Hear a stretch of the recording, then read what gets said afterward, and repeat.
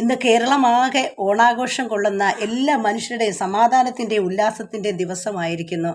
എന്നാൽ കേരളമെന്ന് കേട്ടാലോ ചോര തിളയ്ക്കണം ഞരമ്പുകളിൽ എന്ന് പറഞ്ഞിരുന്ന ഒരു കേരളം, ആ കേരളത്തിൽ ഇന്ന് മാവേലി മന്നൻ വാണിരുന്ന കാലഘട്ടത്തിൽ സമാധാനത്തിൻ്റെ ഒരുമയുടെ കാലം കടന്നുപോയിട്ട് ഇന്ന് കേരളത്തിൽ കേരളമെന്ന് കേട്ടാലോ ചങ്ക് പിടയ്ക്കണ കാലമായി തീർന്നിരിക്കുന്നു.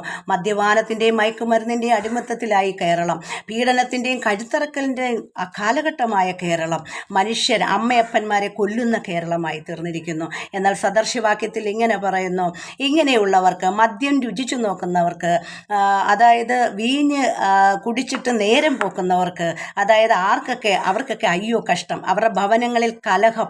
സദൃശ്യവാക്യം 23:27 മുതൽ താഴോട്ട് വായിക്കുന്നു. സർപ്പം അത് വീഞ്ഞ് നുരഞ്ഞു പൊന്തും, പാത്രത്തിനകത്ത് വീഞ്ഞ് നുരഞ്ഞു പൊന്തും, അത് സർപ്പം പോലെ കൊത്തും, അവസാനം അണലി പോലെ കൊത്തും.